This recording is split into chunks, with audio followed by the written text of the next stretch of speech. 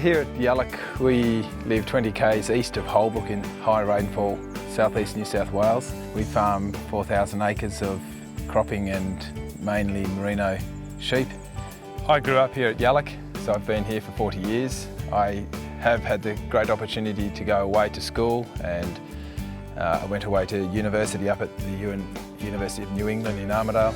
Did agricultural economics for 4 years. I had a couple of years on farms and in research stations in Europe, which was fabulous to expand my knowledge and see different ways of looking at the world. I grew up in Tasmania. My father managed large wool and beef cattle operations in Tasmania, and I studied Tasmanian University and came out with a science degree in microbiology and zoology, nothing to do with farming. My Tasmanian history probably has meant that I quite like sheep, and that's why that's the enterprise that I manage. Which now is by far the biggest enterprise.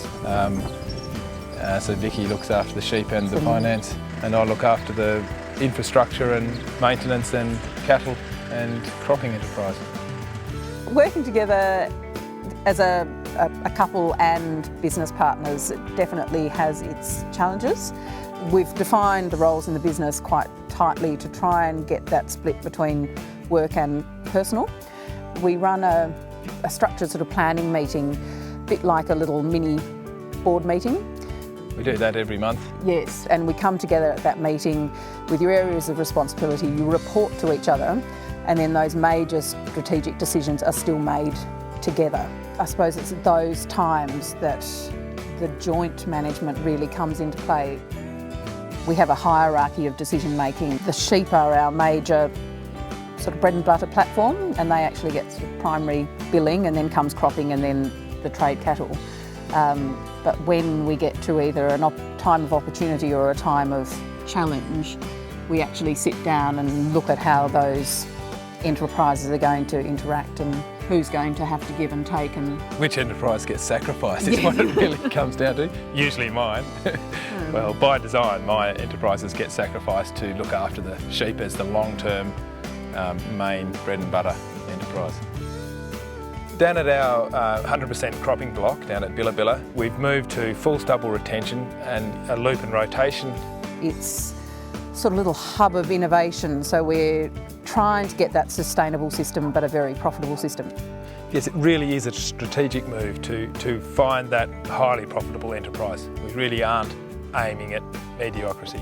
We want high profit or we stop doing it. We try and have 2, 3, maybe 4-year budget forward planning going on, and then we sort of started benchmarking the budget, and we can look at the business health of those future budgets. And sensitivity analysis I think is a very important tool in understanding your risks.